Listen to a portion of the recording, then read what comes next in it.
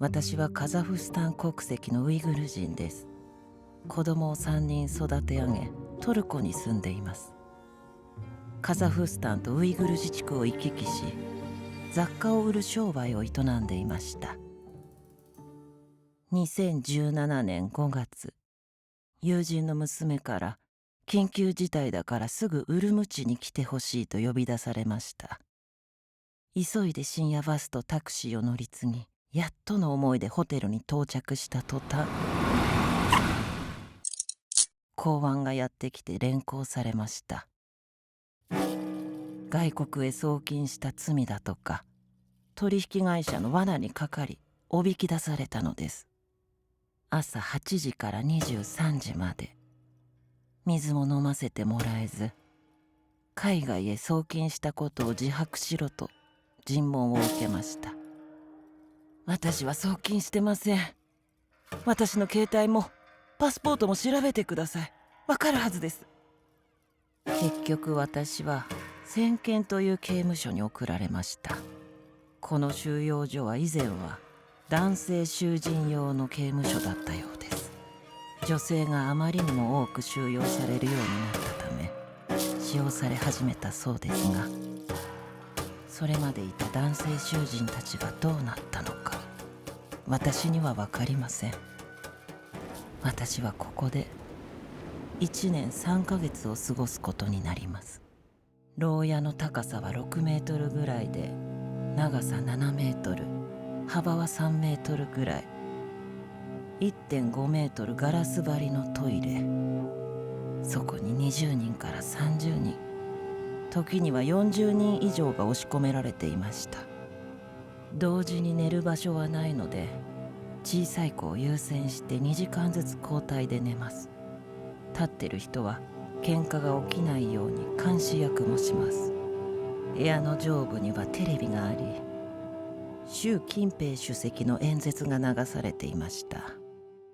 支給されるのは囚人服1枚だけでした。頭は白みが湧いたので丸坊主にされ、全員が皮膚病になっていました。収容者は一番若くて14歳、上は80歳ぐらいで、中にはウズベキスタン人やタタール人もいました。私たちは朝から15時間座りっぱなしの罰を受けます。時々全裸でおかしな格好をさせられ、屈辱的な検査を受けました。泣くと罰を受けます。取り調べに連れて行かれる時は必ず目隠しをされ、多くの女の子は二度と戻ってきませんでした。トイレットペーパーは1日縦7センチ、横15センチ。それだけ渡されました。何に使うかは自分で考えます。水も決められていて、勝手に使うとお祈りのために使ったと罰せられました。食事はトウモロコシのおかゆと小さな蒸しパン。鉄格子の小さな穴からバケツへ注がれるのでこぼれてしまいます。外部からの取材カメラが入る時には彼らに見せるためにトマトなどが配られることがありました。取材の時はみんな歌や踊りを命令に従って一生懸命やりました。5つの中国語の決まった曲を覚えて取材カメラに披露しました。今でもそれらの曲ははっきり歌えます。年寄りなどのなかなか覚えられない人に対しても職員たちは、あなたたちに偉大な共産党がどうしてタダで飯を食わせてると思う？早く覚えなさい。出なきゃここから出られないよ。ここに 1,2 年いれば自由になれると思ってるのか？ここから出られたとしても、あなたたちは必ずまた中国語の訓練に行くんだ。これからの社会は中国語ができないと生きていけない時代になる。だからここでおとなしく勉強しろと言っていました。私たちは毎日自分の罪を告白し、反省文を書けと紙とペンを渡されました。そこには、私の思想は改善しました。我が党は良い党。出所した後は党の人間になり、共産党のために働きます」と書いていました。調書の署名を強要された時に、私は外国籍の人間だからシナ語がよくわからない、弁護士呼んでくださいと警官に言ったら、激しく殴打され、お前のことをカザフスタンの領事館が探してるらしい。でもお前はここから出ることはできない。誰にも会わせない。私たちにはそうする権利がある。シナ語という言葉が気に障ったらしく、24時間数人の警官から言葉にできない領辱や尋問を受け続け、私は何度も気絶し病院に運ばれました。病院は収容所よりもひどい場所でした。みんなうつ伏せに寝かされていて、手術が終わったばっかりの人も肺炎患者もエイズ患者も、感染するとは思わずに全員が同じ病室にいました。手足に手錠をかけられた女性が狂ったように頭を打ちつけていた光景は忘れられません。扉は鉄製で逃げられるはずもないのに、銃を持った武装警官がたくさんいました。医師はウイグル人でしたが、ウイグル語で話すことはできません。背後にはいつも複数の武装警官が見張っていました。私たちは誰も罪など犯していません。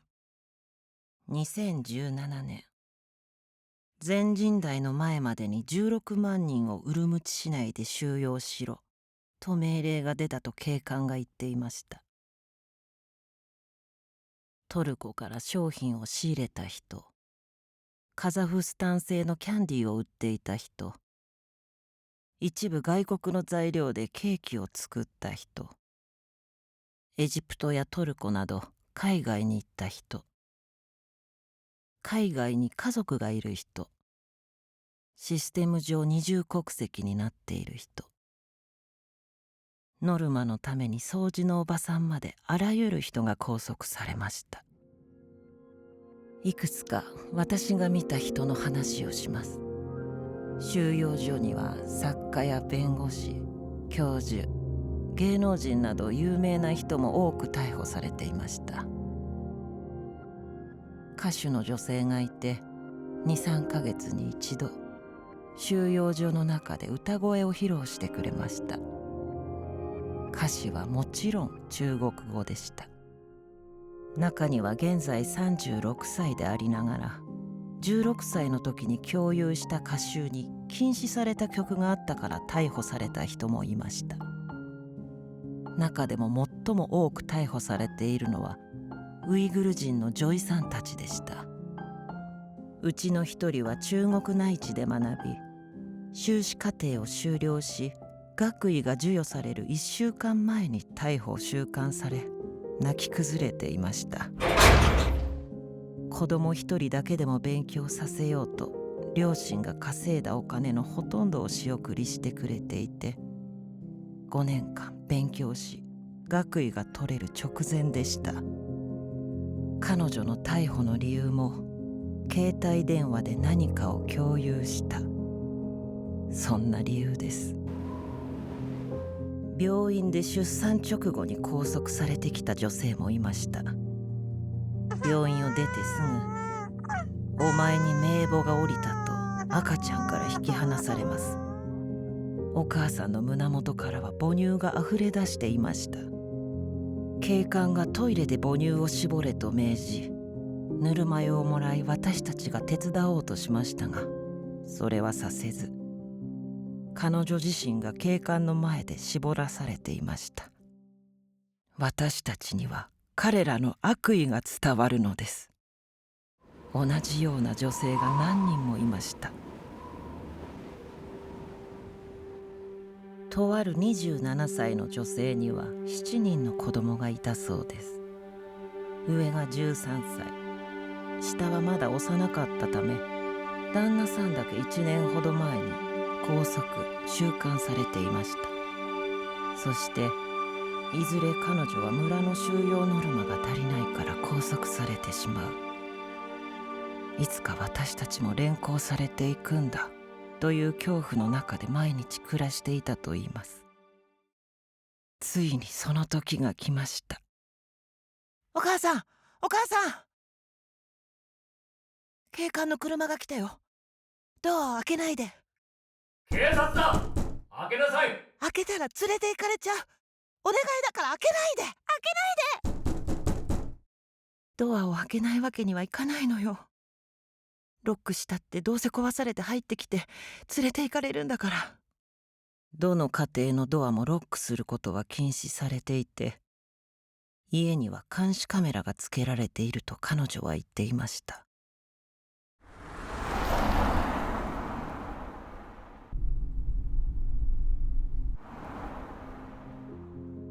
子供たちはどうなるのかと聞いたら、警官がわからない、見てくれる親戚がいないなら政府が面倒を見ると言っていたそうです。3歳から6歳までは政府が見て、6歳以上は子どもの収容所があると聞きました。そこでも食事は鉄格子の隙間からプレートを差し出してもらい、中国語の教育がされているそうです。警官の中にはウイグル人が多くいて、私たちに厳しく接しなければ彼らもまた拘束されてしまいます。同胞に同胞を直接支配させ、同胞を憎むよう仕向けられているので、決して彼らを憎むことはできません。私は何度か入院を繰り返して血圧が危険な状態になりました。すると解放されることになり、3日間の栄養剤を点滴され、ある程度回復したところで髪を染め、身だしなみも整えられ、ホテルで良い食事も与えられました。領事館の人とも会わせずに飛行機に乗せられて無罪だと釈放されました。長い間足に重い鎖をつけられていたため、しばらくちゃんと歩けませんでした。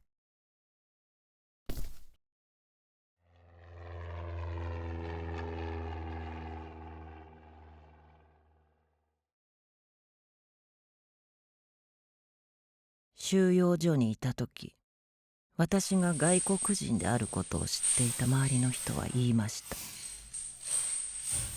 私たちはどこにも行けない。私たちはここで死ぬかもしれない。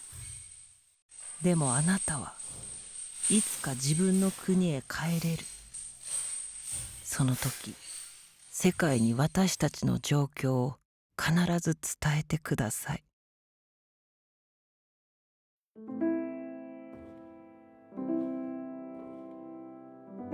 私はカザフスタンに帰国できましたが、収容所でのことは誰にも話すな。と脅迫を受け、仕方なく家族を残し、一人でトルコに亡命しました。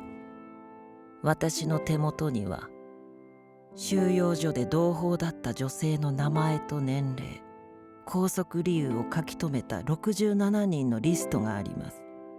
死後禁止の中、寝静まった夜、密かに会話を交わした女性たちです。彼女たちの存在や伝言を世界に伝えなければ申し訳がない。私はこれから彼女たちの声になろうと決めました。だから私は証言します。私の名はグリバハル・ジェリロワ。お願いします。どうか中国にある強制収容所で、今も苦しみの中にいる彼女たちについて知ってください。この話を全世界の方が知り、一刻も早く彼女たちが解放されることを祈っています。